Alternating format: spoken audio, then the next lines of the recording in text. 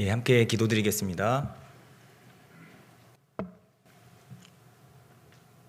사랑과 은혜가 참으로 많으신 하나님 아버지 감사합니다.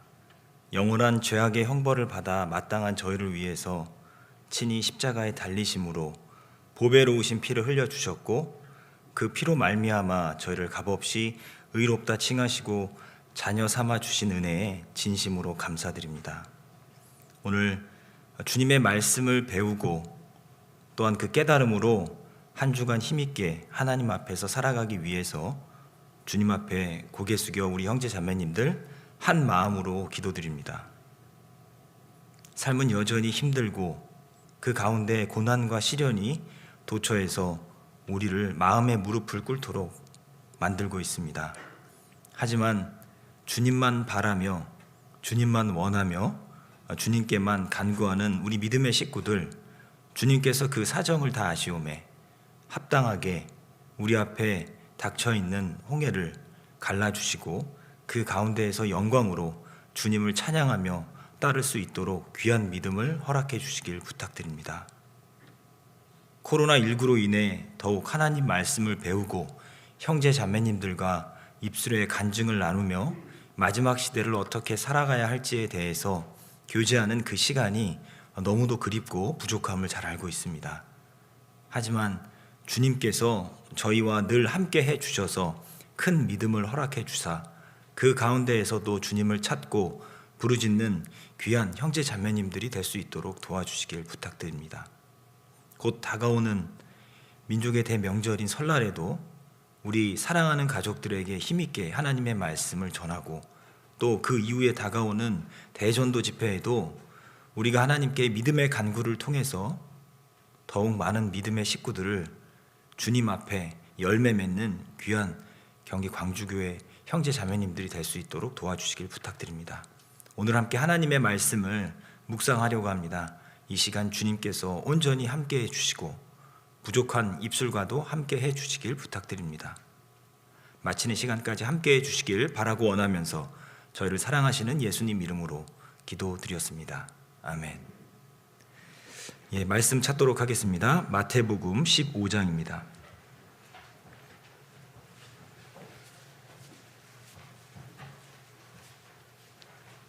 마태복음 15장 21절입니다.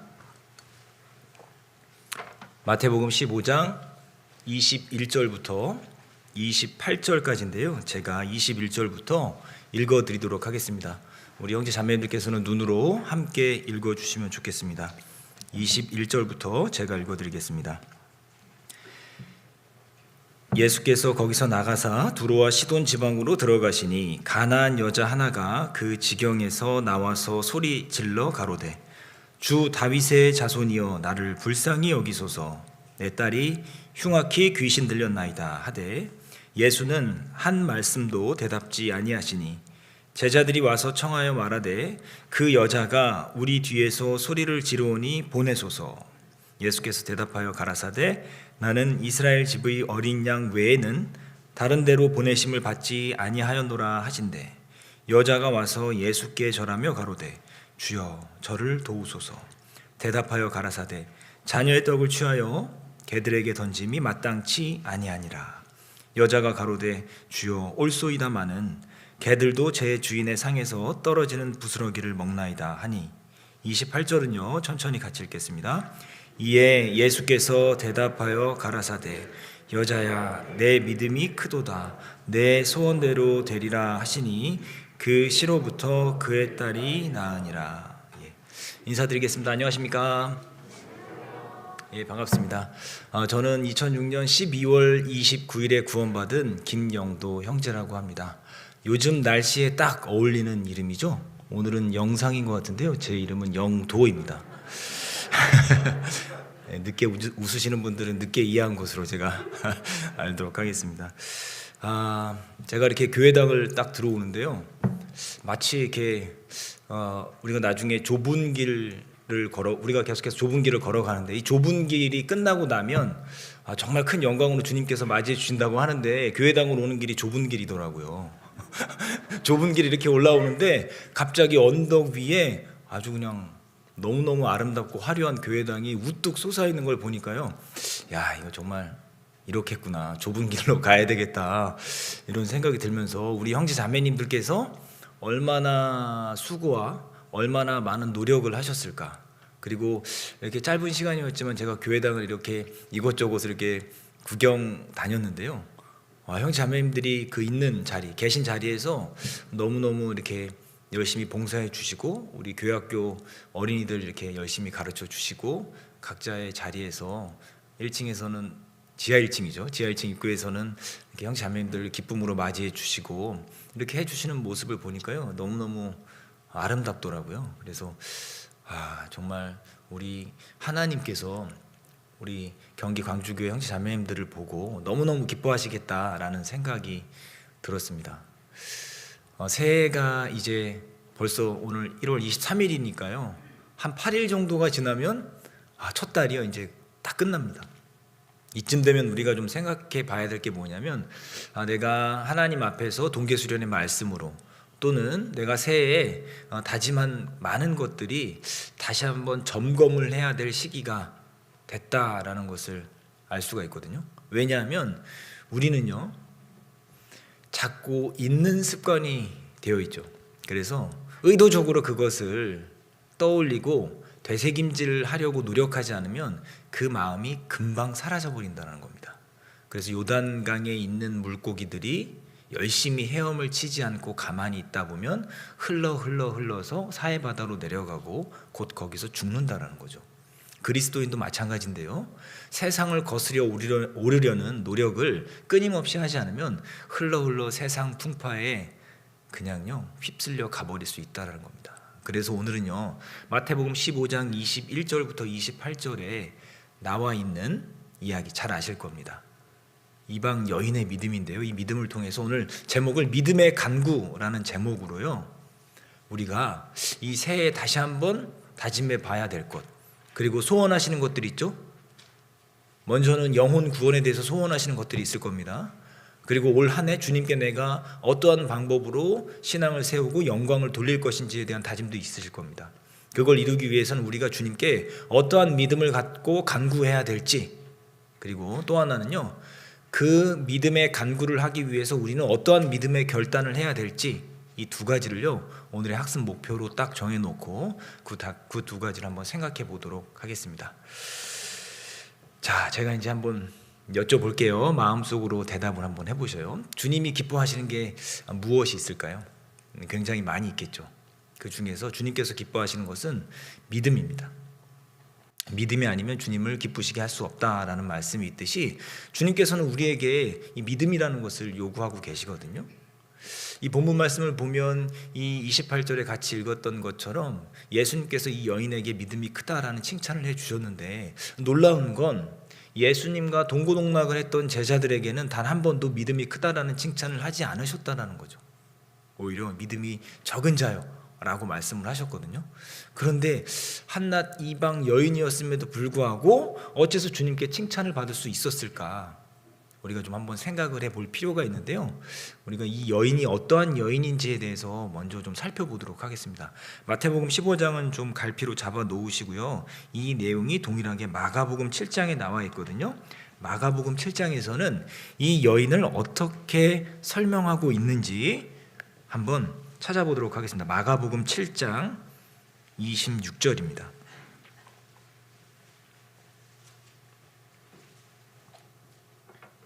마가복음 7장 26절 제가요 읽어드리겠습니다. 그 여자는 헬라인이요 수로보니게 족속이라 자기 딸에게서 귀신 쫓아주시기를 간구하거늘. 이 여인은요 정체가 수로보니게 여인이었습니다. 가나안 여자였다라는 거죠. 그러니까 이 여인, 오늘의 주인공이거든요.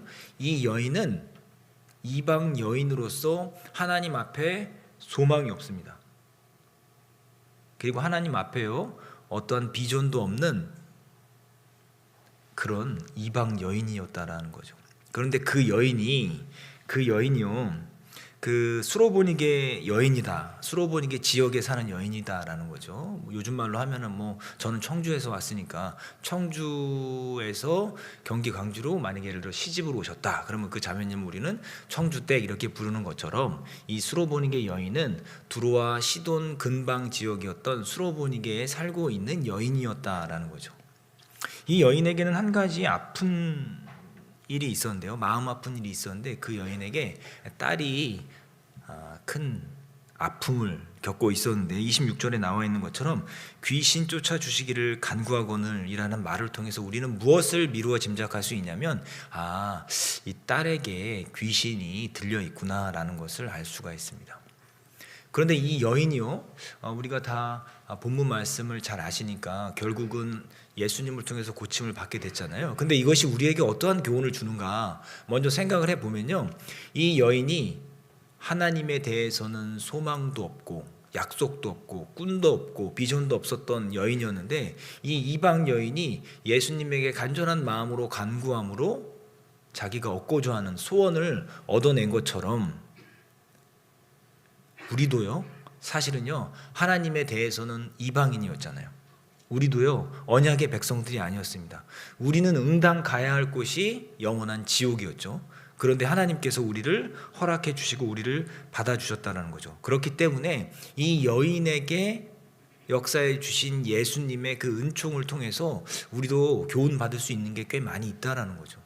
이 여인의 간구처럼 우리도 믿음의 간구를 할 수만 한다면 그러면 우리도 동일하게 예수님에게 칭찬을 받고 우리가 원하고 바라고 기도하는 것들을 얻을 수 있다라는 사실을요, 배울 수 있습니다. 그렇기 때문에 이 여인을 통해서 우리가 교훈을 받을 이유가 충분한 거죠. 그런데 이 여인을 보면 7장 26절에 보신 것처럼 딸에게서 귀신 쫓아주시기를 간구했다라고 되어 있는데요, 이 25절을 보세요. 25절 제가 읽어드릴게요. 이에 더러운 귀신 들린 어린 딸을 둔 한 여자가, 보세요, 딸은 딸인데 어린 딸이라는 거죠. 이 자리에 앉아 계신 분들 중에 대부분은 또 자녀를 두고 또 양육하시고 또 장성할 때까지 양육하신 분들도 계시리라 생각이 듭니다. 부모 입장에서 자녀가 아프다라고 하면 사실 밤을 지새울 수밖에 없죠. 밤새도록 뒤척이며 아픔 가운데 고민하고 있는 자녀를 본다면 부모라면 응당 그 아픔을 함께 나누고 밤새도록 옆에서 병으로 인해서 고통받고 있는 자녀를요, 간호해 주기 위해서 열심을 품고 노력할 수밖에 없을 겁니다. 그런데 이 여인은 딸은 딸인데 어린 딸이었다라는 거죠. 그러니까 얼마나 더 이 어린 딸의 아픔을 보는 그 어머니의 입장으로는 얼마나 마음이 많이 아팠을까 생각을 해본다 그러면 너무너무 마음이 많이 아팠을 것이다라고 우리가 사실 충분히 미루어 짐작할 수 있죠. 그런데 이 여인은요, 아마 어땠을까요? 이 어린 딸의 병을 낫게 하기 위해서 얼마나 많은 노력을 기울였을까요? 우리가 조금만 생각해봐도 알 수 있는 것이 뭐냐면 정말 수단과 방법을 가리지 않고 이 여인은 어린 딸의 병을 낫게 하기 위해서 큰 노력을 기울였을 거다라는 것을 알 수가 있습니다. 먼저는 자신이 갖고 있던 물질이 얼마나 되는지는 알 수는 없지만 갖고 있는 모든 물질을 쏟아부어서 이 어린 딸의 병을 낫기 위해서 자신이 섬기던 이방신들을요, 막 찾아다녔을 거예요. 예수님 앞에 나온 것만 봐도 알 수 있습니다. 이 여인이 이 딸이 나을 수만 있다면 무엇이든 했을 거예요. 돈을 바쳤을 거고요, 자기가 섬기던 이방 신들 앞에 나아가서 간구했을 겁니다. 그리고 많은 사람들이 이것 좋대요, 저것 좋대요 라고 말하면요, 그 말을 듣고요, 그냥 넘기지 않고요, 그것이 맞다라는 판단이 들었을 때 그 여인은 한달음에 달려가서 그 앞에 가서요, 간구했을 겁니다. 그러면서 이 여인은 무엇을 깨달았을까요? 이방 신에게 간구하는 것은 아무런 도움이 되지 않는다. 나의 물질도, 나의 노력도, 나의 열심도 나의 딸의 병을 낫게 하는 데는 아무런 도움이 되지 않는다라는 것을 깨달았을 거예요. 그러던 중에요, 그 여인에게 한 가지 소문이 들려오기 시작합니다. 그게 7장 25절에 나와 있죠. 제가 읽어드릴게요. 이에 더러운 귀신 들린 어린 딸을 둔 한 여자가 어쨌다고요? 예수의 소문을 들었습니다. 듣고 곧 와서 그 발 아래 엎드렸다. 이렇게 나와 있습니다. 우리는 여기서 이 여인에게 배워야 될 교훈이 있습니다. 어떤 게 있을까요?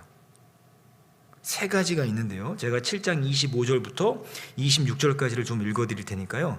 그 안에서 한 세 가지를 한번 생각해 보세요. 우리가 예수님께 나아갈 때 어떠한 마음가짐으로 나가야 될지 한 세 가지를 한번 생각을 해보세요. 제가 힌트는 많이 드릴게요.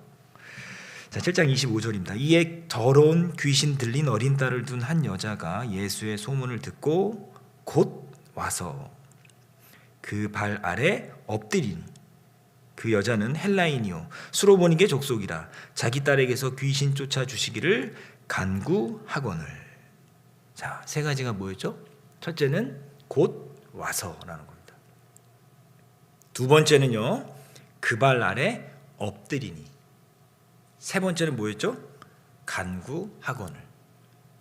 주님 앞에 나올 때 이 세 가지 자세를 우리가 잘 기억해 둬야 되는데요. 왜 그런가 좀 하나하나 생각을 해 보도록 하겠습니다.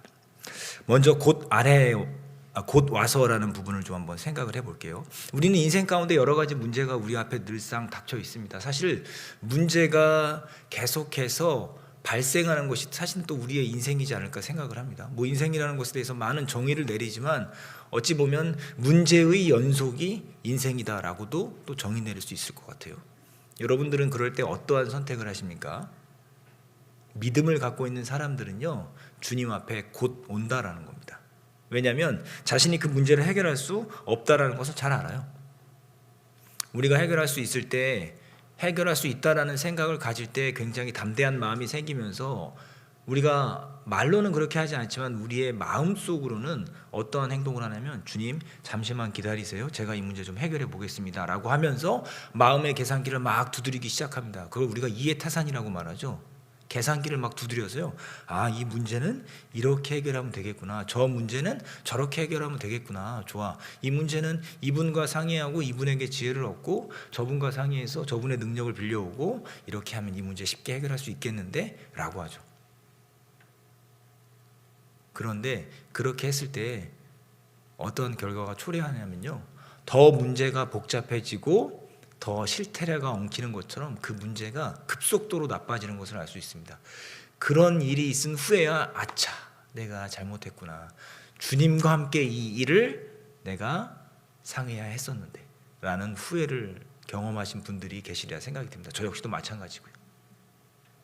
그러니까 그것은 어찌 보면 하나님 앞에서 지혜 자체이신 그분을 배제해 놓고 마치 내가 지혜가 있는 양, 내가 지혜 있는 사람인 양 착각을 해서 내가 그 문제를 해결하려고 한다는 거죠. 그런데 내가 내 문제를 어떠한 태도로 대해야 하냐면, 그 문제는 주님, 제가 조금도 해결할 능력이 없습니다. 그렇기 때문에 제가요, 주님 앞에 맡깁니다. 주님, 제게 지혜를 주세요 라고 곧 주님 앞에 나아가는 태도가 아주 현명한 태도라는 거죠.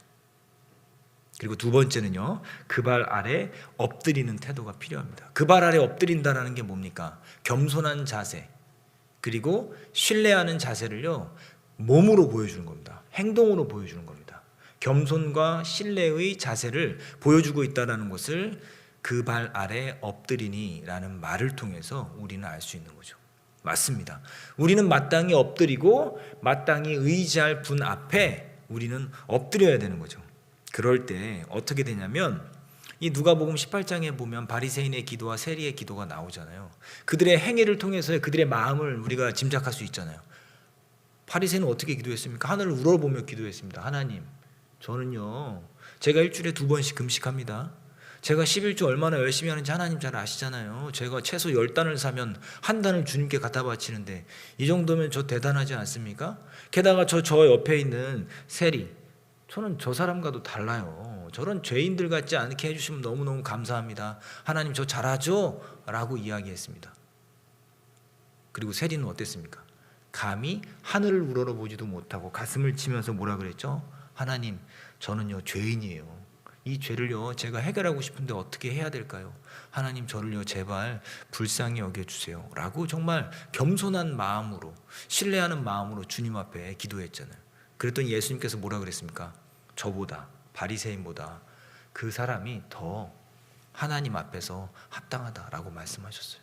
그가 용서받았다라고 말씀하셨습니다. 그러니까 우리는 응당요, 주님 앞에서 정말 납작 엎드려서, 아, 주님만이 내 일을, 내 문제를 해결해 줄 수 있다라는 정말 겸손한 마음과 전적으로 신뢰하는 마음을 가져야 됩니다. 우리가 구원받을 때도 그랬잖아요. 하나님에 대해서 알았습니다. 하나님에 대한 지식을 알게 되었죠. 그리고 그것을 뭐 했죠? 신뢰했습니다. 그리고 또 무엇이 있었습니까? 그것을 의지하고 하나님 앞에 나아갈 수 있었죠. 예수 그리스도의 피를 의지해서 나아간 거죠. 그럴 때 우리가 구원받았다라고 이야기했던 것과 마찬가지로 우리는 우리 인생의 문제에서도 동일하게 하나님 앞에 나아가서 그 발 아래 엎드려서 그 발을 부여잡고 내 문제를 해결해 달라고 절실하게 간구하는 태도가 필요하다는 거죠. 자, 그리고 세 번째요. 간구하거늘이라고 나와 있는데 이 마태복음 15장을요 한번 보도록 하겠습니다. 마태복음 15장 22절입니다. 동일한 간구를 하는데요. 15장 22절에서는 이렇게 간구합니다. 15장 22절 제가 읽어드릴게요.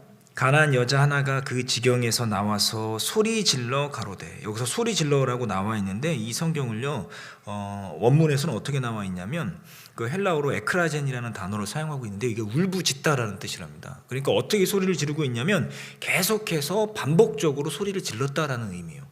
그러니까 한 번만 소리 지른 게 아니라 정말 고통에서부터 벗어나고 싶은 간절한 소망으로부터 비롯된 외침을 예수님께 계속해서 했다라는 거죠. 그러니까 우리가 어떠한 태도를 갖고 있어야 되냐면 정말 그 자비를 구하기 위해서 간절히 반복적으로 주님께 부르짖었다라는 겁니다. 그런데 이 여인이 헬라인이라 그랬잖아요.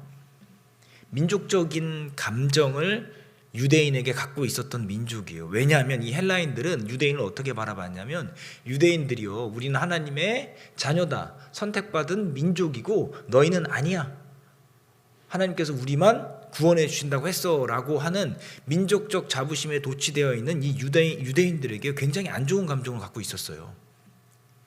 그러니까 이 여인이 30살 정도의 예수라는 청년에게, 유대인 청년에게 나아가서 자신의 아픔을 적나라하게 고백하고 그 발 아래 엎드려서 간구한다라는 것은 어떠한 태도가 있냐면요, 자신의 문제에만 온전히 집중했다라는 증거입니다.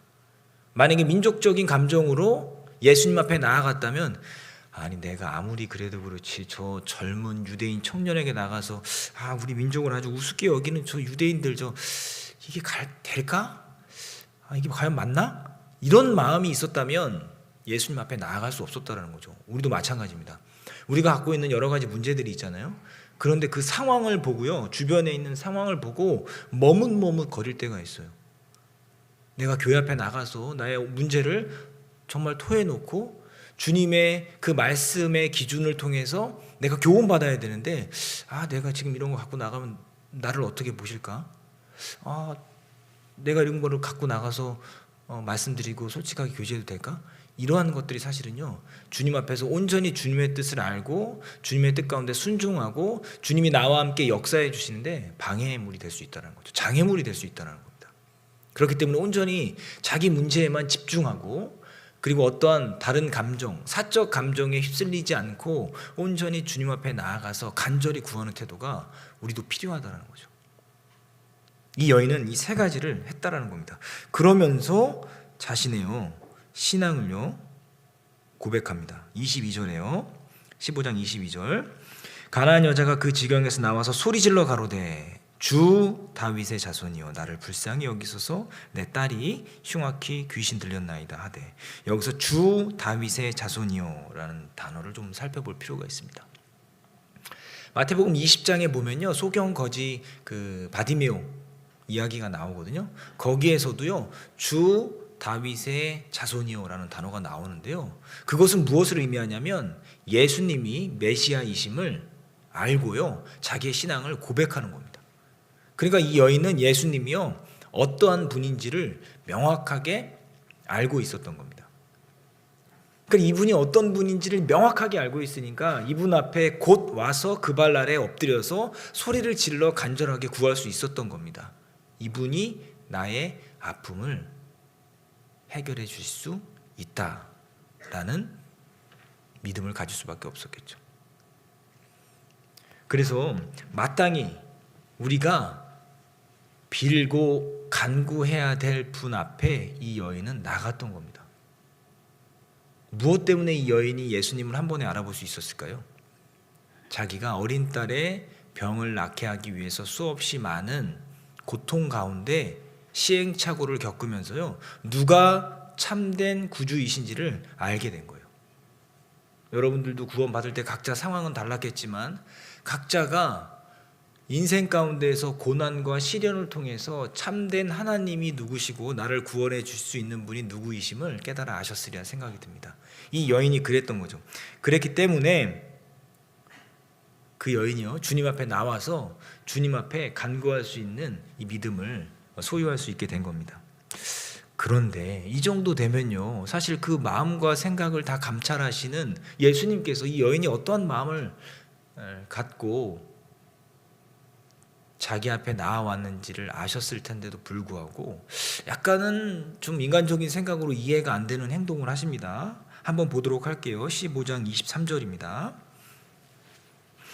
자, 그 여자가 그렇게 소리를 크게 질렀는데 23절에요. 예수는 한 말씀도 대답지 아니하시니 제자들이 와서 청하여 말하되 그 여자가 우리 뒤에서 소리를 지르오니 보내소서.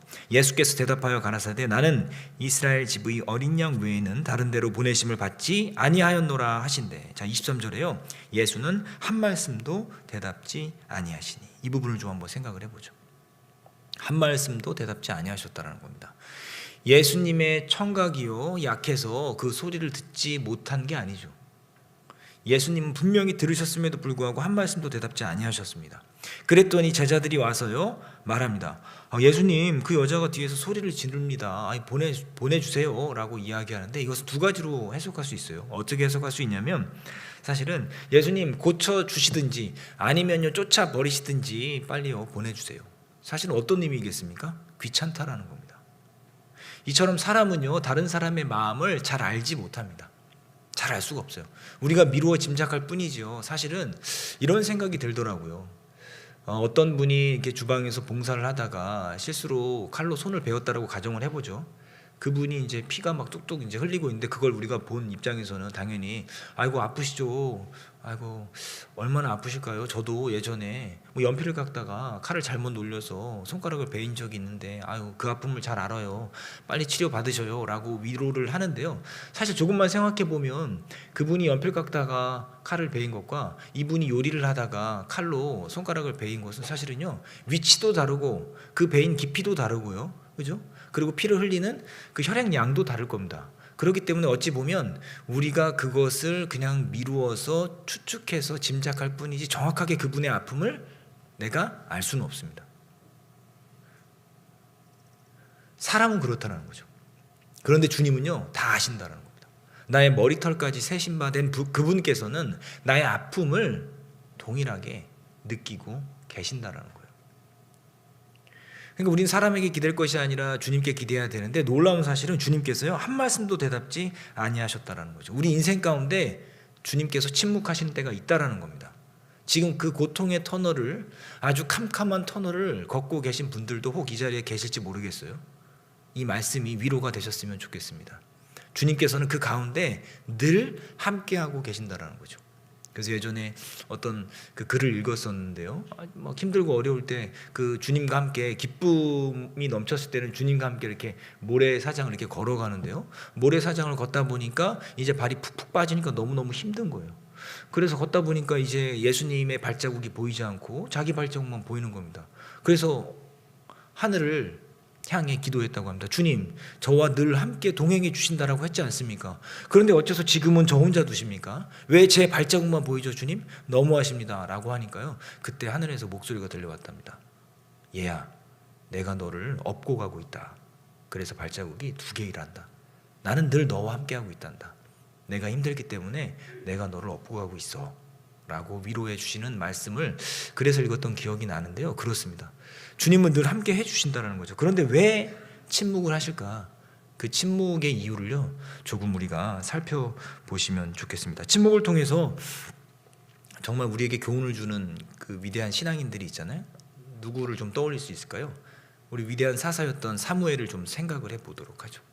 사무엘은 너무너무 위대한 분이에요. 왜냐하면 그분을 통해서 사사시대에 흐트러져 있었던 이스라엘 백성들의 마음을 온전히 주님께로 옮길 수가 있었습니다. 게다가 그는 그것으로 그치는 것뿐만이 아니라요, 선지자 학교를 만들었어요. 그래서 선지자 생도라는 단어가 이제 등장하기 시작하는 게 사무엘 이후에 등장하기 시작하거든요.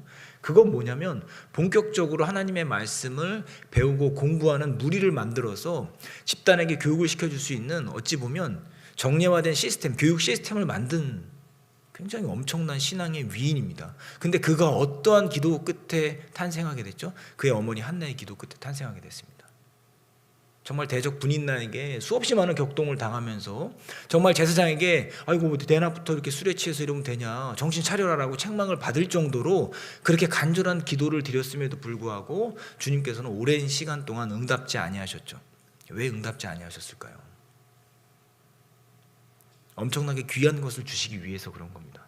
그리고 그 가운데 우리의 신앙을요 더욱더 성장시키기 위해서 주님께서는 의도적으로 우리 앞에서 침묵하신다라고 말씀드릴 수 있죠.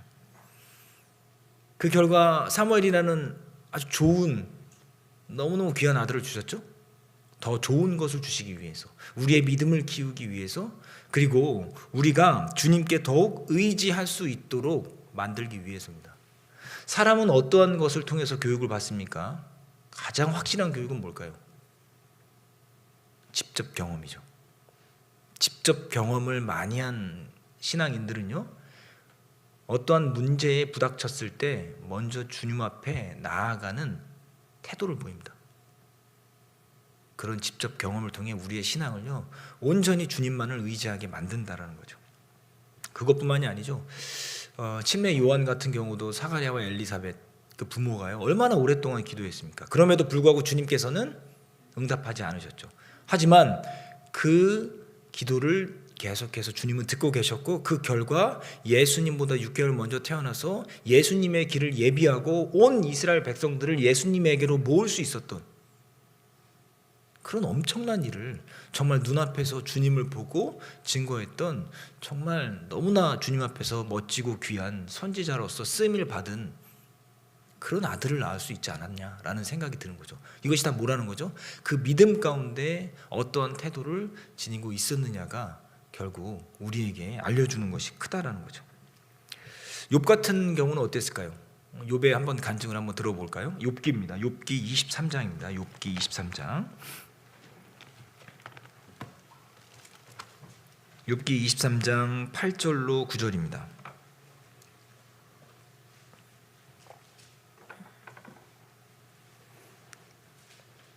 인생 가운데 우리가 느낄 수 있고 당할 수 있는 여러 가지 어려움과 고난을 주님께서는 미리 다 아시고 이렇게 신앙의 선배들을 통해서 우리가 갈 길을요 정말 밝히 보여주셔서 정말 위로가 됩니다. 이 말씀도 아마 지금 고난의 깊은 터널 가운데 계시는 분들에게 위로가 되지 않을까라는 생각이 듭니다. 23장 8절부터 9절 같이 읽겠습니다. 그런데 내가 앞으로 가도 그가 아니 계시고 뒤로 가도 보이지 아니하며 그가 왼편에서 일하시나 내가 만날 수 없고 그가 오른편으로 돌이키시나 배울 수 없구나. 자 보세요. 앞뒤 아니 계시고 보이지 아니하며 왼편과 오른편 만날 수 없고 배울 수 없다. 한자성어로 사면초가라는 말이 어울릴까요? 진퇴양난이라는 말이 어울릴까요? 그런데 이 성경에서는 이 말씀에서는 놀라운 비밀이 있는데요. 위라는 부분은 안 계시다라고 말씀하지 않으셨다는 거죠.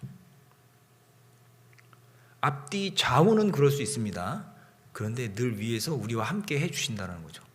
근데 우리는 그것을 단지 앞뒤 좌우만을 보고 사면이 주님이 계시지 않네, 그렇기 때문에 주님이 나와 함께 하시지 않아 라고 생각하면서 우리의 간구를 쉽게 포기하는 경향이 있는데, 그래서는 안 된다는 것을 우리 이 욥의 간증을 통해서 우리가 알 수 있다는 거죠.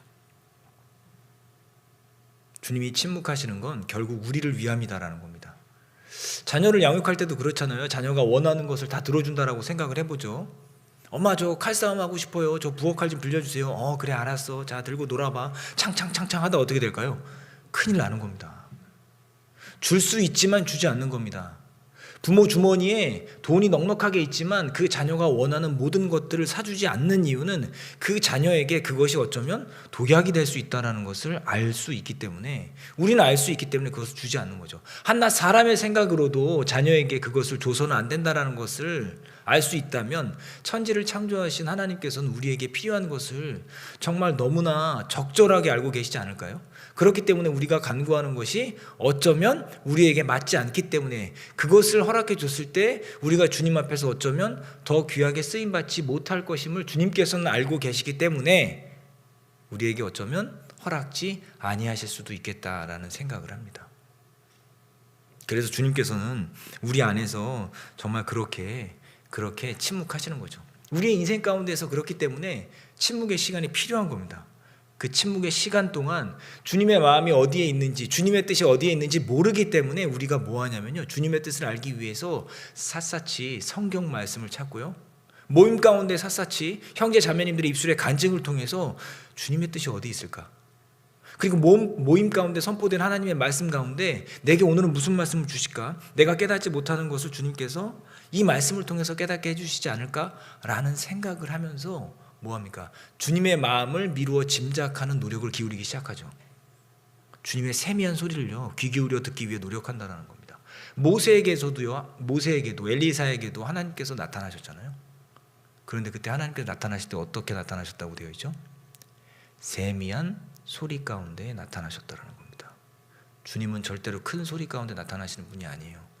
그러니까요, 우리가 정말 마음의 무릎을 꿇고 주님 앞에서 1대1로 주님의 목소리를 듣기 위해 간절한 마음으로 바라고 원할 때 주님께서는 그분의 목소리를 우리 마음속에 아주 작게 말씀하세요.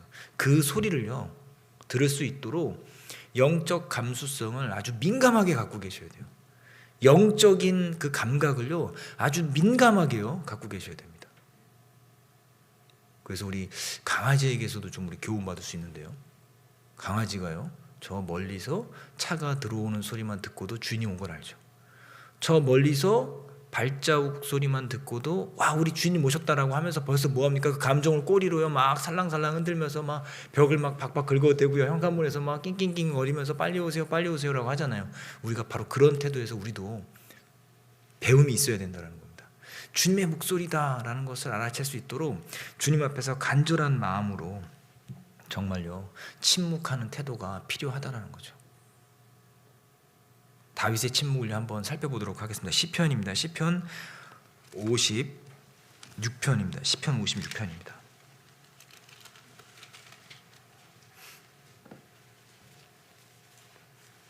시편 56편.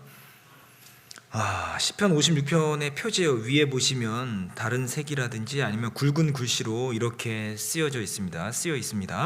다윗의 믹담시, 영장으로 요낫 엘렘 르호김에 맞춘 노래, 다윗이 가드에서 블레셋인에게 잡힌 때라고 되어 있는데요, 여기에서 좀 유의 있게 보셔야 될 게 요낫 엘렘 르호김이라는 그 단어들을 한번 좀 살펴보시죠. 이 단어를 번역하면 이렇게 되어 있습니다. 침묵의 비둘기라는 뜻이에요. 침묵의 비둘기라는 뜻인데요, 이 다윗이요, 나와 있는 것처럼 가드에서 블레셋인에게 잡혔다. 얼마나 이게 정말 위급한 상황이었어요. 그런데 그가요 어떻게 하나님께 간구하냐면요, 8절 말씀입니다. 56편 8절 말씀 제가 읽어드리겠습니다. 나의 유리함을 주께서 계수하셨으니, 유리함, 이리저리 방랑객처럼 떠돌아다니는 거잖아요. 그것을 주님께서 계수하셨다. 다 일일이 계산하고 계신다라는 거죠. 계수하셨으니 나의 눈물을 주의 병에 담으소서. 이것이 주의 책에 기록되지 아니하였나이까? 라고 주님께 간구하는데, 나의 눈물을 주의 병에 담으소서. 이게 무슨 뜻입니까? 주님, 내 눈물을요, 주님의 병에요 한 방울 한 방울씩 담아주세요. 그 눈물을요 한 방울 한 방울씩 병에 옮겨 담기 위해서는 얼마나 많은 노력과 심혈을 기울여야 될까요? 그러니까 그 말은 뭐냐면요, 주님, 제 눈물을요, 제 고통을요 단 하나도 놓지 마시고 일일이 다 기억해 주세요. 주님은 아시잖아요, 제 고통을요. 이렇게 주님께 뭐 하는 거냐면 간구하는 겁니다.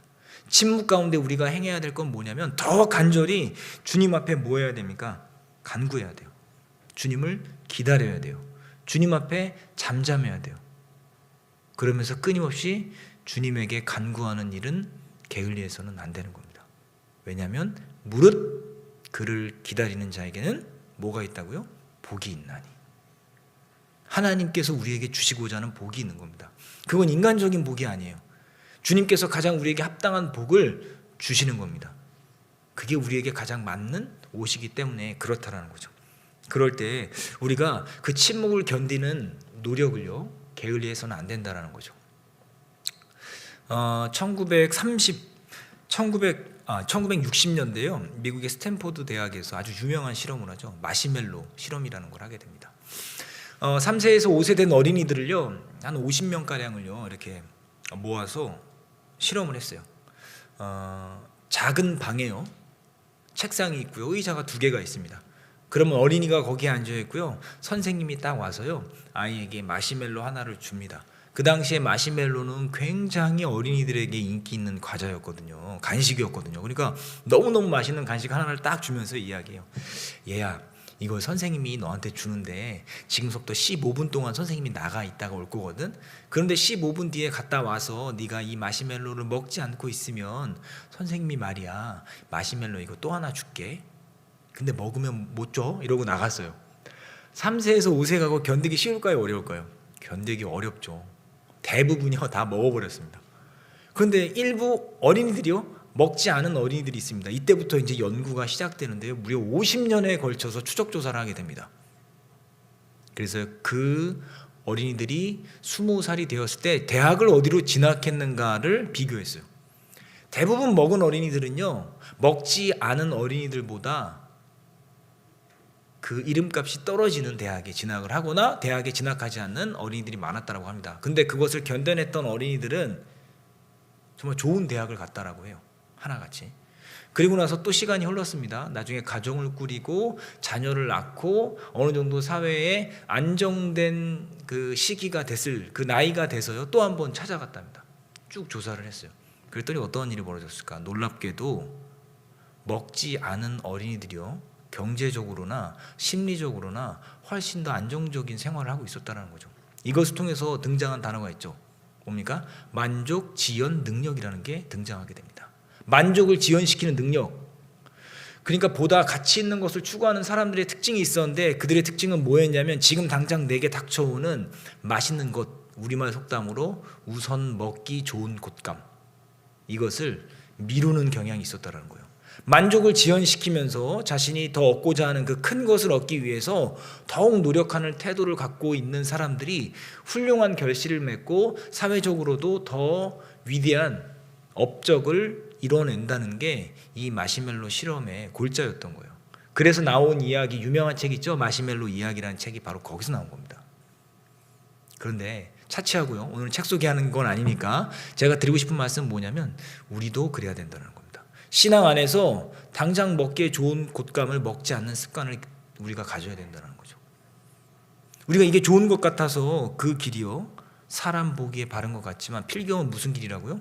사망의 길이라고. 그런 것처럼 신앙인의 길도요, 좋아 보이는 길을 가다 보면요, 그건 어쩌면 우리의 신앙의 그 끝을 봤을 때에는 우리에게 유익하지 않은 것일 수도 있다는 겁니다. 그렇기 때문에 우리도 그 가운데에서 주님의 뜻을 바라고 원한다면 지금 당장 우리에게 좋은 것들을 미뤄두고 더 큰 상급을 얻기 위해서 우리가 달려가야 된다는 겁니다.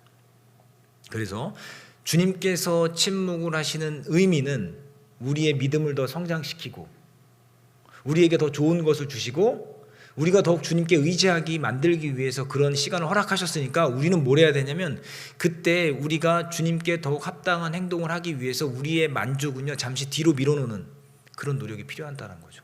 우리가 그런 습관을 갖고 있지 않으면요, 복음이 전해지지 않는다는 겁니다. 자, 당장 설날이 지나고요, 대전도 집회가 다가옵니다.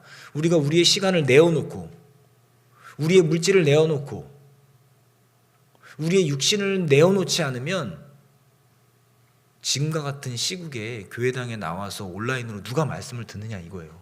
우리가 우리의 육신적인 만족을요, 지연시키고 신령한 것을 얻기 위해서 그런 것들을 희생하고 노력할 때, 그럴 때요, 뭐 할 수 있냐면 영혼을 건질 수 있는 겁니다. 그러한 태도를 이 수로보니게 여인은 갖고 있었던 거예요. 그랬기 때문에요, 주님께서 침묵하시고 한 말씀도 대답지 아니하셨을 때 주님 앞에 어떻게 간구합니까? 마태복음 15장입니다. 마태복음 15장 25절입니다.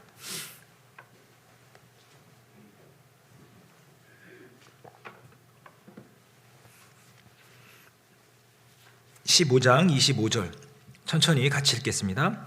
여자가 와서 예수께 절하며 가로되 주여 저를 도우소서. 자, 예수께 절하며 라고 이렇게 되어 있지만 그 원어에는요 계속해서 절하며라고 되어 있어요. 계속해서 절한다고요.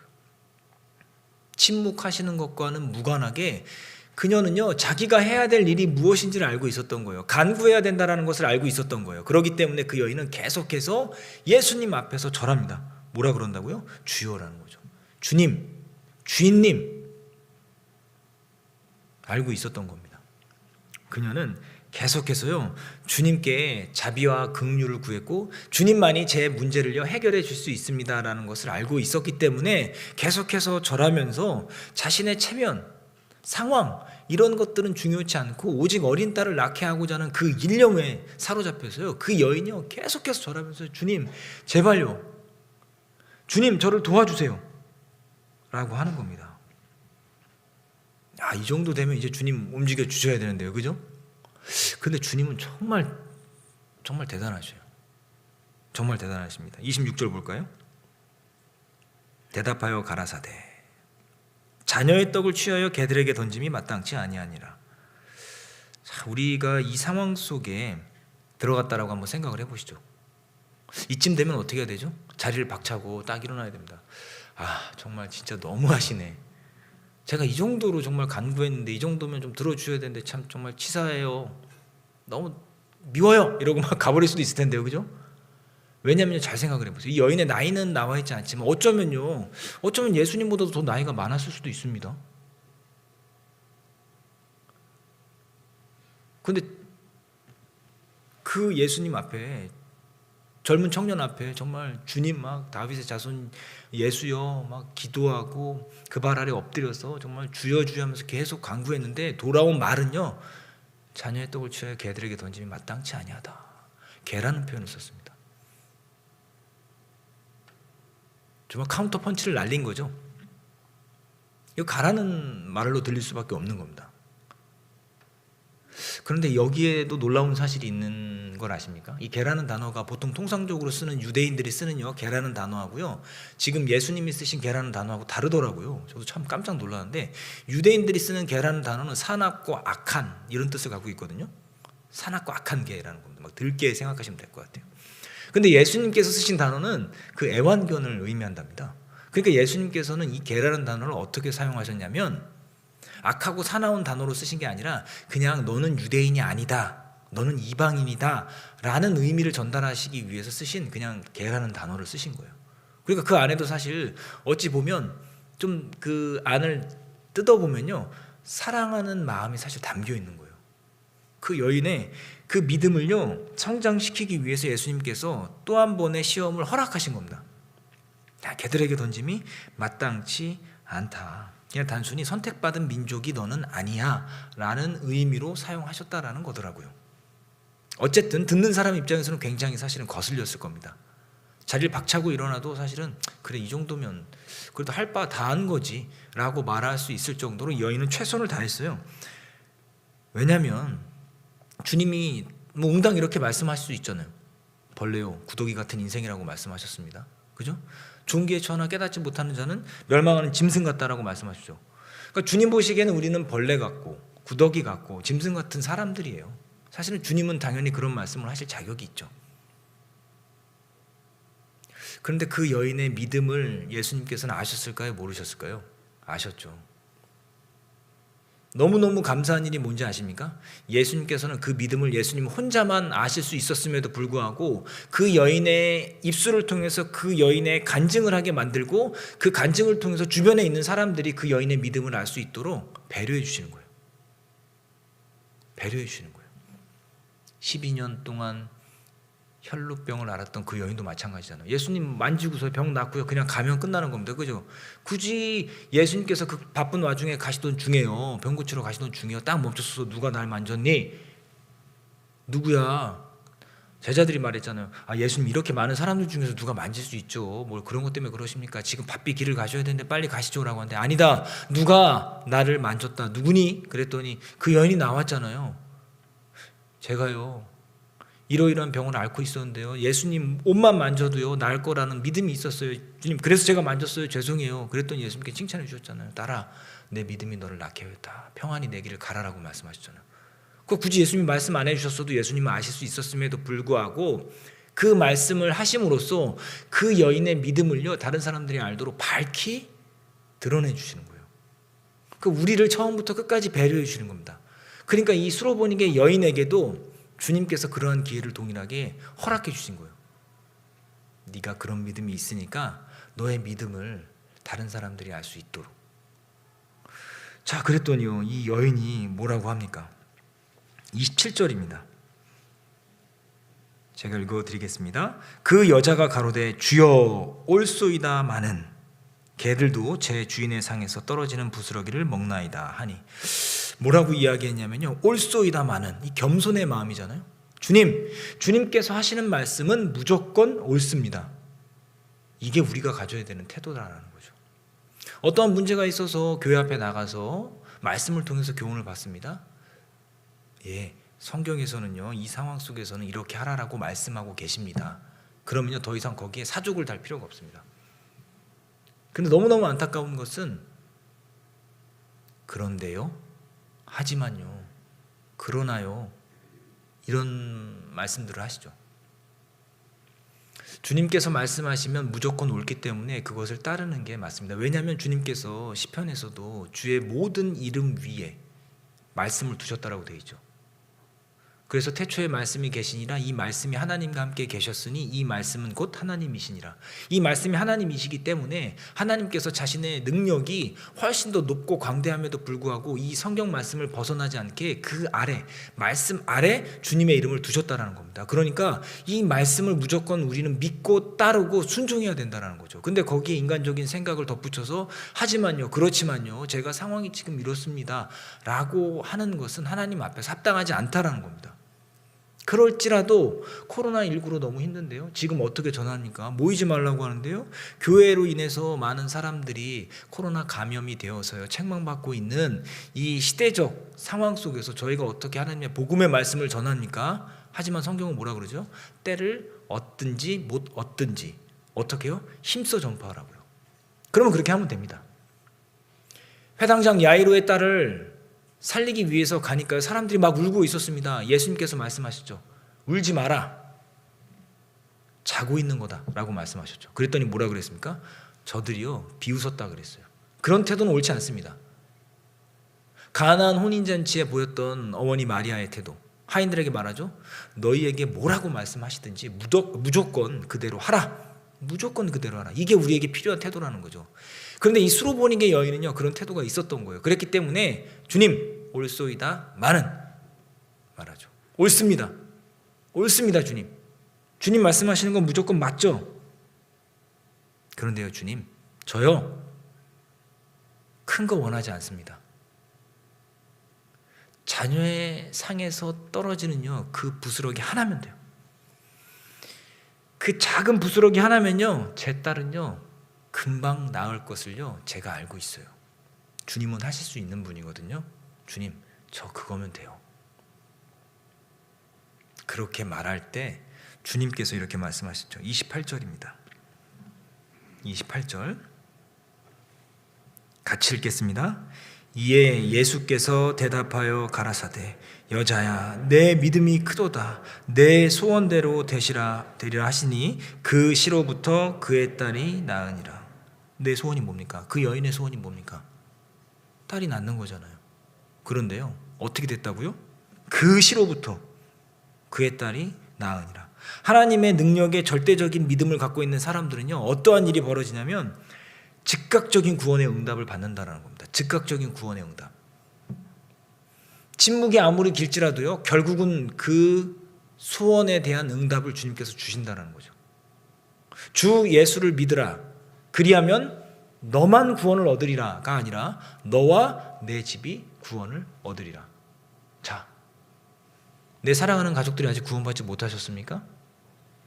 그분들 아직 살아 계시잖아요.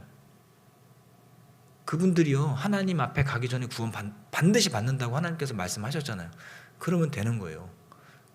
슬퍼할 이유가 없는 거예요. 왜요? 주님께서 너와 내 집이 구원을 얻으리라 라고 말씀하셨으니까 그대로 될 겁니다.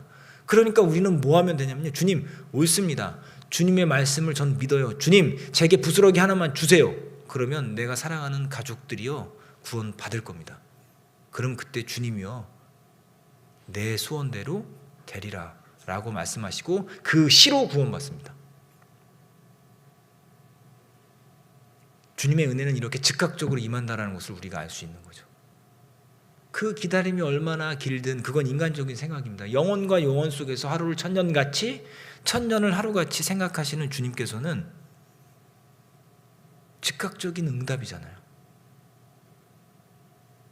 우리가 그런 마음을 버리고요, 주님께서 반드시 그 소원을 들어주신다라는 것을 우리가 정말 잘 알고 있어야 된다라는 거죠.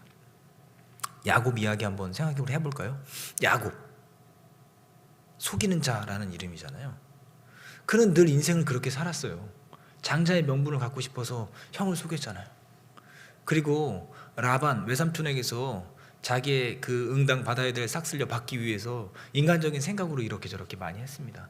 그러다가 이제요, 에서 형을 만나러 가는데 너무너무 두렵잖아요. 자기를 해할 것 같아서. 그래서 막 짐승을 두 떼로 나누고, 또 내가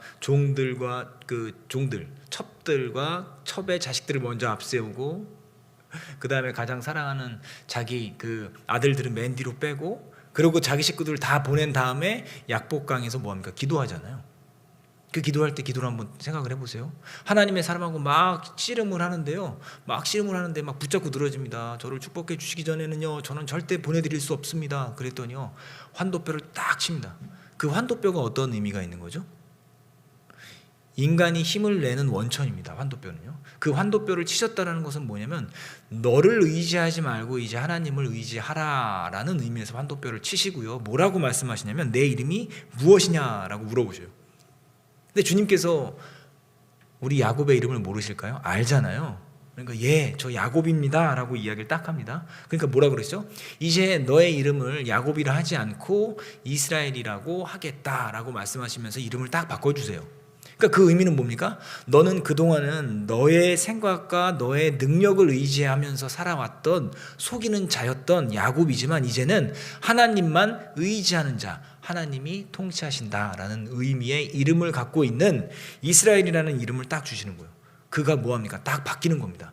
자기의 생각을 의지하던 사람이 이제 하나님의 생각을 의지하는 사람으로요 바뀌는 겁니다. 우리도 그래야 된다는 거죠. 우리도 그러한 간구가 필요하다는 겁니다. 그 야곱이 약복강가에서 그 하나님의 사람을 붙잡고 간구해서 기어코 축복을 받았던 것처럼 우리도 간구해야 된다는 거죠. 그리고 누가복음 18장에 보면요, 그 무리한 재판관 이야기가 나오잖아요. 정말 하나님도 막 두려워하지 않고 사람을 무시하는 자. 근데 그가 과부를 무서워했죠? 왜 무서워했죠? 밤낮 없이 와서 간구하니까 내가 진짜 하나님도 두렵지 않고 사람을 무시하지만 내가 저 여인은 무섭다. 왜냐하면 나한테 와서 계속해서 간구하니까 내가 저 원한을 풀어주지 않으면 내가 도통 살 수 없을 것 같다. 그래서 들어주잖아요. 그러면서 예수님께서 뭐라고 말하십니까? 하나님께서 택하신 자들의 원한을 풀어주지 아니하시겠느냐라고 하시면서 뭐라고 말씀하셨습니까? 그 원한을 속히 풀어주시겠다라고 말씀하셨어요. 그러니까 한두 번 기도하셔서는 안 된다는 겁니다. 기도가 잘 눈에 보이지 않잖아요. 그럼 기도는 어떻게 하면 좋을까요? 여러분들 휴대폰에 보면 스톱워치가 있습니다. 기도하실 때요 스톱워치를 딱 켜보세요. 그리고 기도가 끝나면 그걸 딱 멈춰 놓으세요. 그리고 기록을 해보세요. 그럼 내가 몇 분 기도했네? 식사 때는 몇 분 기도하고, 아침 저녁으로 몇 분 기도하고, 내가 마음으로 묵도한 건 몇 분이고, 이런 것들 한번 누가 기록해 보세요. 그리고 하루가 끝나갈 때 그 기도의 시간을 한번 합산해 보세요. 내가 오늘 몇 분을 기도했구나. 그거를요 일주일 동안 해보셔서 합산을 내보시고 한 달 동안 해보셔서 합산을 내보십시오. 그럼 내가 주님께 얼마나 많은 기도를 드렸는가가 눈으로 보입니다. 사람은 시각이 약하잖아요. 보암직도 하고, 그죠? 시각이 약하기 때문에 그 시각적인 것을 내가 한 달 동안 주님께 이런 기도를 드렸구나. 그러고 한번 생각을 해보세요. 내가 만약에 하나님이라면 내가 이 정도의 시간을 기도했으면 하나님은 들어주셔야 된다는 생각이 감이 들 수 있을까? 그냥 어쩌다가 들어주세요, 들어주세요, 아님 말고라는 식으로 기도하는 건 주님이 과연 들어주실까요? 그런 노력을 구체적으로 한번 해보신다면 주님께서 그 기도를 들어줄 수 있다는 거죠. 그럴 때 그 은혜가 즉각적으로 임하게 된다는 겁니다. 그렇기 때문에 정말 우리가 이 스로보닉의 여인, 그 믿음의 간구를 우리가 어떻게 해야 될까? 침묵 속에서도 주님 앞에 간절히 구하고 원하고 주님만이 이 문제를 해결해 주실 수 있다라는 믿음의 간구를 하셔야 됩니다. 그런데 이 믿음의 간구는 쉽지 않아요. 중간에 포기할 일들이 너무나도 많기 때문입니다. 사실은 우리가 통과해야 되는 어떤 연단이기도 합니다. 그렇다면 그것을요 결단하기 위해서 남은 시간은 믿음의 결단을 한번 좀 생각을 해보죠. 믿음의 간구를 하기 위한 믿음의 결단을요 좀 한번 생각해 보도록 하겠습니다. 여호수아 24장입니다. 여호수아 24장, 여호수아 24장 14절부터 16절입니다.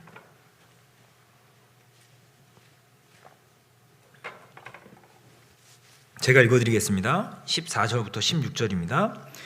그러므로 이제는 여호와를 경외하며 성실과 진정으로 그를 섬길 것이라. 너희의 열조가 강 저편과 애굽에서 섬기던 신들을 제하여 버리고 여호와만 섬기라. 이 만이라는 글자에 한번 동그라미 한번 쳐보세요. 만일 여호와를 섬기는 것이 너희에게 좋지 않게 보이거든 너희 열조가 강 저편에서 섬기던 신이든지 혹 너희의 거하는 땅 아모리 사람의 신이든지 너희 섬길 자를 오늘날 택하라. 오직 나와 내 집은 여호와를 섬기겠노라. 오직이라는 단어에 동그라미 한번 쳐보세요. 16절 같이 읽겠습니다. 백성이 대답하여 가로되 여호와를 버리고 다른 신들 섬기는 일을 우리가 결단코 하지 아니하오리니. 자, 여기서 우리가 세 가지의 교훈을 받을 수 있습니다. 이 여호수아의 결단을 통해서 믿음의 결단을 하는 데 있어서는 세 가지가 필요하다라는 것을 알 수 있는데, 첫 번째, 세상과 하나님 사이에 양자택일만이 있다라는 겁니다. 첫 번째 결단, 믿음의 결단을 할 때 필요한 것은 뭐냐면 양자택일만이 있다라는 거예요. 둘 다를 선택할 수 없다는 겁니다. 한 가지만 선택할 수 있다라는 거죠. 하나님께서는요 두 마음을 품는 자를요 아주 싫어하세요. 이쪽도 저쪽도 아닌.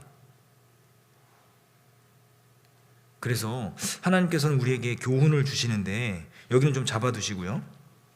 고린도 후서를 좀 보도록 하겠습니다. 고린도 후서 6장 15절입니다. 6장 15절부터요.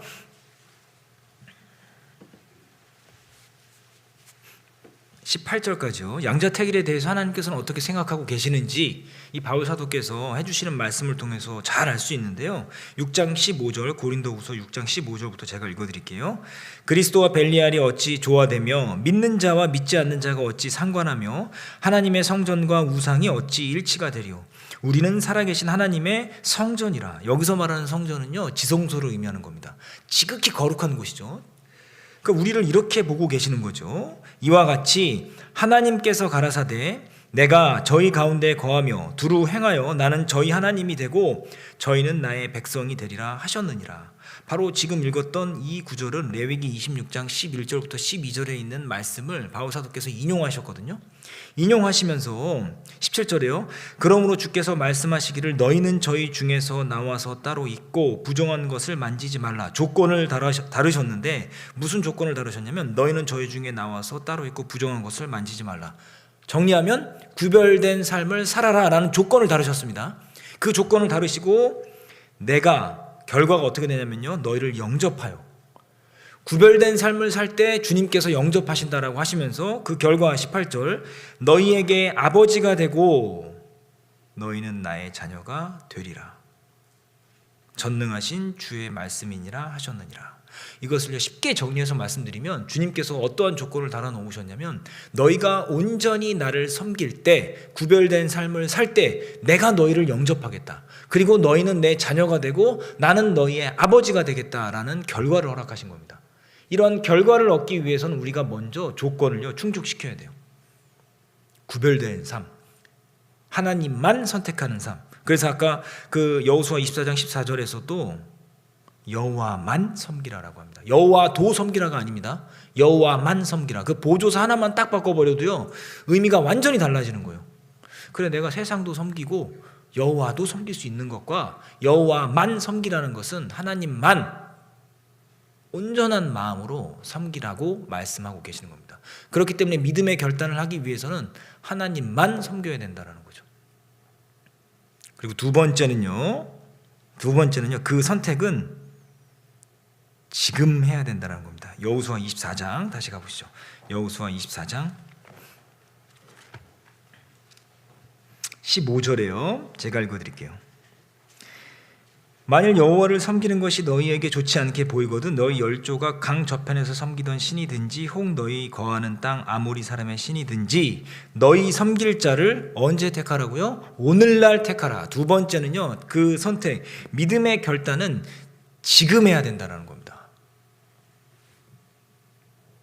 여러분들 작심삼일이라는 단어 아시죠? 아마 이제 뭐 성경 1독, 뭐 성경 3독 뭐 이런 뭐 다짐하신 분들도 계시고 주님 앞에 서원하신 분들도 계신데 3일이 지나면서 3일 좀 넘기셨으면 한 일주일 정도 지나면 이제 뭐가 오기 시작하죠. 이제 그 마지노선 그 막 이렇게 뭐 표현이 적절할지는 모르겠습니다만 이게 뭔가 육신의 것으로 돌아가고 싶은 그런 막 마음들이 막 이렇게 올라오잖아요. 그래서 이거 그래 그렇지 내가 조금 욕심을 많이 낸 것 같은데 현실적인 목표로 좀 수정해야 되지 않을까라는 이렇게 자기 타협의 의지가 막 올라오기도 하는데 작심삼일이라는 단어가 마냥 나쁜 것만 아니더라고요.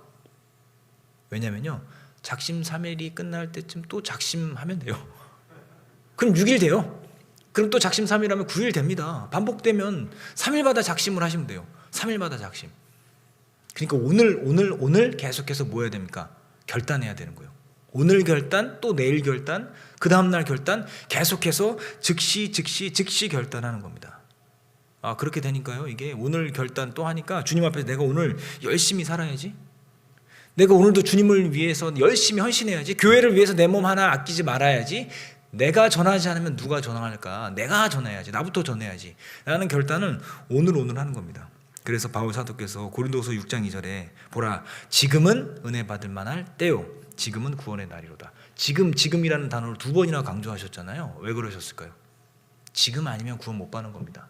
은혜 시대가 곧 끝나갑니다. 그러니까 지금 구원 받아야 된다. 주님이 재림하시면 그 은혜가 끝이 나기 때문이다. 그러니까 지금 해야 된다는 겁니다. 그러니까 여러분들의 주님 앞에서 합당하고 건설적인 결단도 지금 하셔야 된다는 거예요. 지금 안 하면 그 마음이 금방 흐려진다는 거예요. 사람의 마음은요 조석간변, 아침 저녁으로 바뀌어요. 그렇지 않습니까? 여러분들 오늘 이 자리에 나오시는 것도 여러분들의 결단의 결과입니다. 사실은 나오시면서 뭐 소수이실 수 있겠지만 뭐 지금 이 자리에 앉아 계신 분들은 없으시리라 생각이 듭니다. 그런데 어떨 때는 이렇게 교회당 주일 오전에 딱 일어나서 온라인이 있는데 오늘은 조금 이렇게 구역장께 연락드려갖고 조금 이런저런 좀 육신의 어려움이 좀 있네요. 몸이 좀 아프고요. 제가 백신을 좀 맞았는데 백신 후유증이 막 생기는 것 같아요라는 생각을 자기 최면을 막 걸기 시작하면서 몸을 그렇게 만들고 전화를 눌러서 구역장님 제가 아파요. 이 자리에 나오신 것도 여러분들의 결단의 결과예요. 사실은 여러분들이 지금 갖고 있는 신앙의 모습들은 여러분들의 끊임없는 오늘의 결단의 결과였다라는 겁니다. 그렇기 때문에 그 믿음의 결단을 하기 위해서 오늘 즉시 결단을 하셔야 됩니다. 그래야 주님 앞에 믿음의 간구를 하실 수 있는 거예요. 코로나19다라고 하면서 참 복음 전하기가 힘든 건 사실입니다. 그런데 이 놀라운 사실이 있어요. 그런데 복음은 어마어마하게 시공간을 초월해서 전달되고 있다는 거 아십니까? 저희는 1월에 대전도 집회를 했거든요. 저희가 회복이라는 주제로 이사야 60장 1절 일어나라 빛을 발하라 라는 슬로건으로 올 한 해를요 형제 자매님들 회복을 위해서 우리가 마음을 모아보자 라고 이렇게 기도 가운데 형제 자매님들과 결정하고요 첫 대전도 집회를 정말 맞이했습니다. 그런데 놀라운 일이 벌어졌어요. 사실은 참 안타까운 것들 중에 하나, 코로나19로 인해서 2년 동안 그 대전도 집회 때 이렇게 7시가 넘었는데도 불구하고 많은 형제 자매님들이 오시지 않아서 정말 이게 정말 마음에 찬바람이 불어올 정도로 기도가 많이 되더라고요.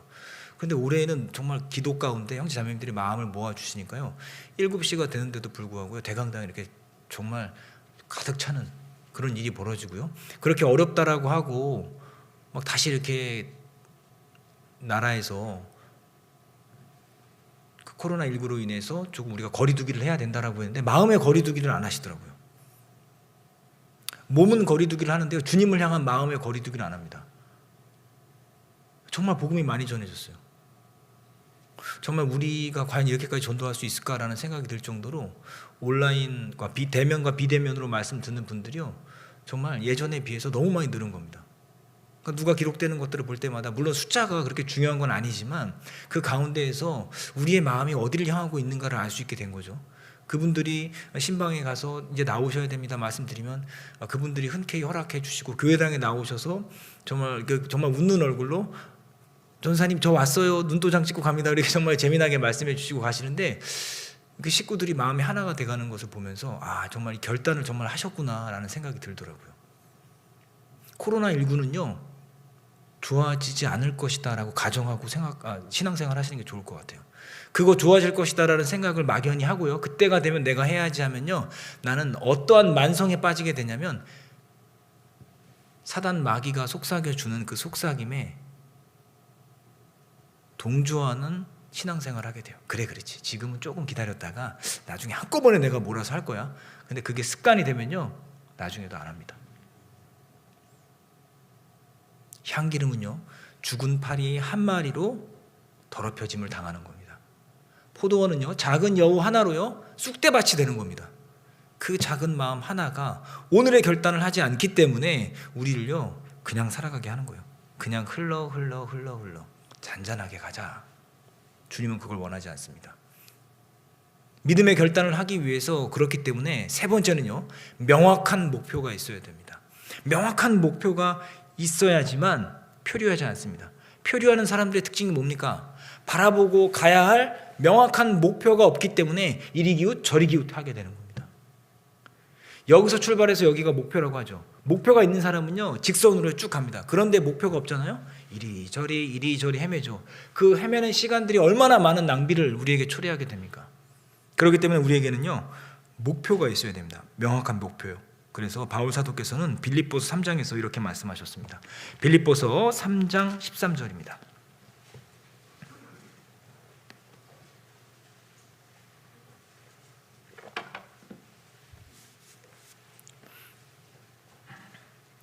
(3장 13절) 제가 읽어드리겠습니다. 13절부터 14절까지인데요 13절 제가 읽어드리겠습니다. 형제들아 나는 아직 내가 잡은 줄로 여기지 아니하고 오직 한 일 즉 뒤에 있는 것은 잊어버리고 앞에 있는 것을 잡으려고. 14절 같이 읽겠습니다. 표대를 향하여 그리스도 예수 안에서 하나님이 위에서 부르신 부르심의 상을 위하여 쫓아가노라. 자 13절 말씀에 보면요 형제들아 지금 우리에게도 동일하게 말씀하시는 겁니다. 나는 아직 내가 잡은 줄로 여기지 아니하고 오직 한 일 즉 뒤에 있는 것은 뭐 한다고요? 잊어버린다고요. 뒤에 있는 일은 뭘까요? 바울 사도께서 이미 이루어 놓은 신앙의 업적입니다. 자 우리도요 그런 업적이 있어요. 이 자리에 앉아 계신 분들은 분명히 한 가지 이상씩은 신앙에 이뤄놓은 업적이 있습니다. 근데 그걸 봐서는 안 된다는 겁니다. 왜냐하면 그걸 보면요 무슨 생각을 하게 되냐면 라떼는 말이야 이런 생각을 해요.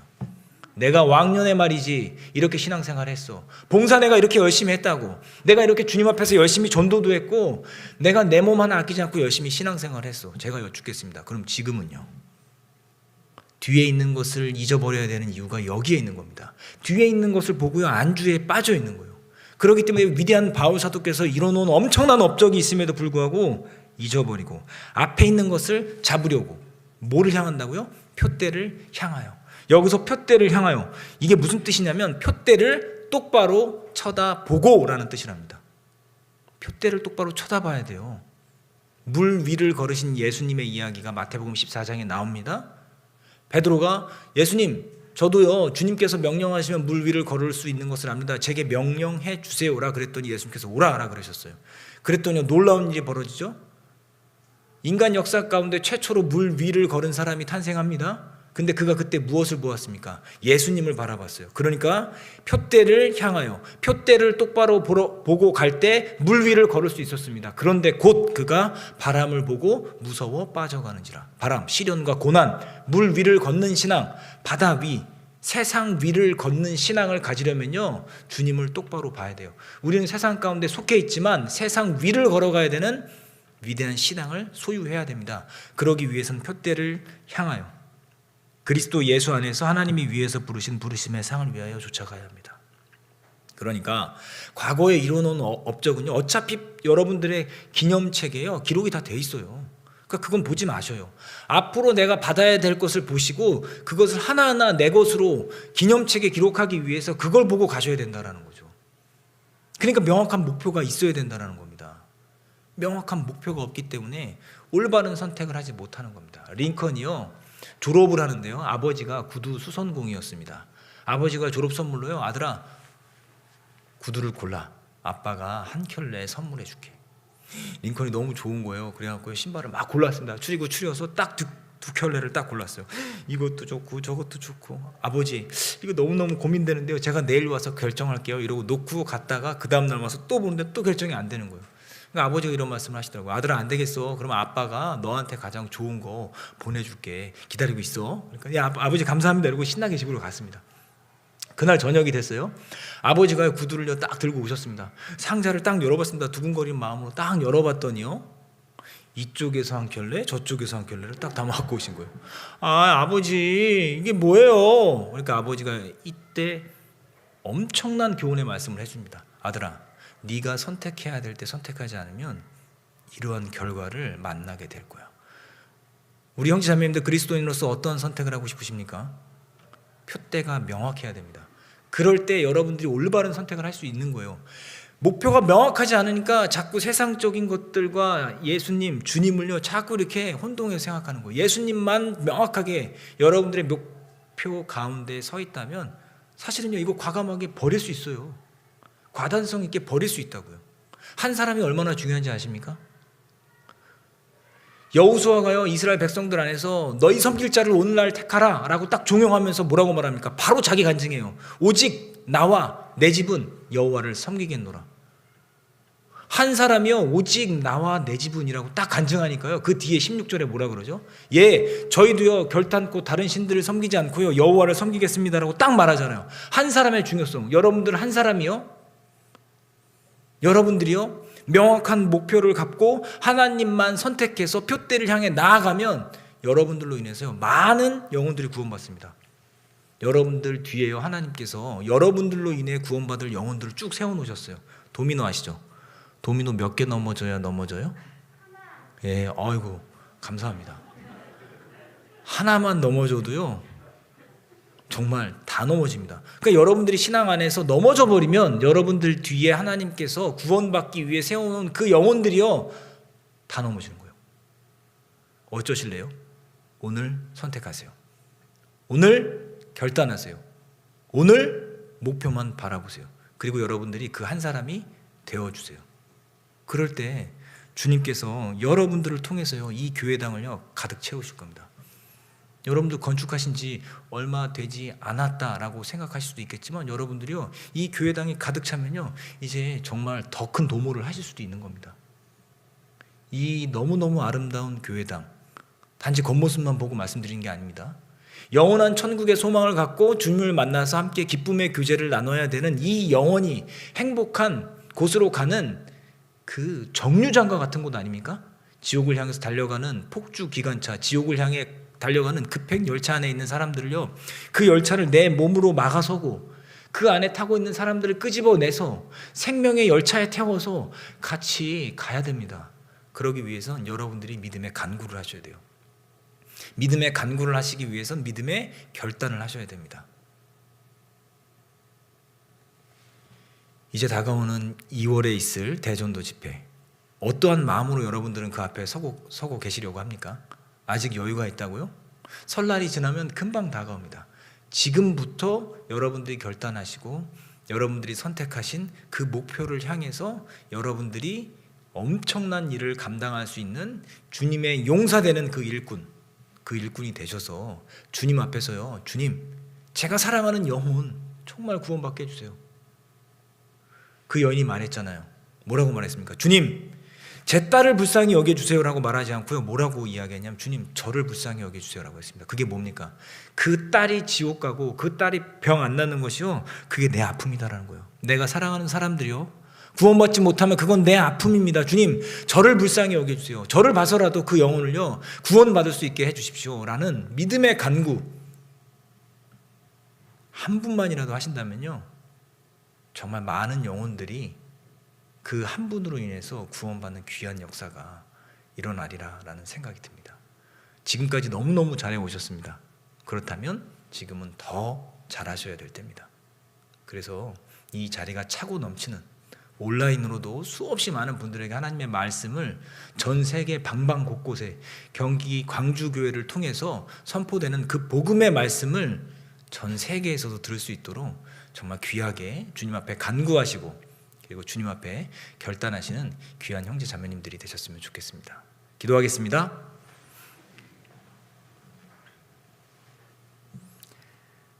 사랑과 은혜가 많으신 하나님 아버지, 감사합니다. 오늘 믿음의 간구라는 제목으로 하나님의 말씀을 배웠습니다.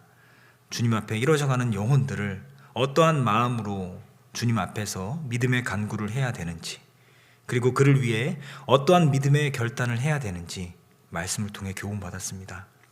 우리는 듣고 지나치는 자가 아니라 삶 속에서 그 말씀을 이뤄내는 믿음을 가진 그리스도인이 될 수 있도록 주님께서 늘 함께 해주시고 역사해 주시길 부탁드립니다. 우리 형제 자매님들 코로나19 가운데 믿음을 지킬 수 있도록 코로나19로부터도 지켜주시고, 그 가운데 다가오는 대전도 집회에 많은 영혼들을 하나님 앞에 인도할 수 있도록 도와주시길 또한 부탁드립니다. 저희를 사랑하시는 예수님 이름으로 기도드렸습니다. 아멘.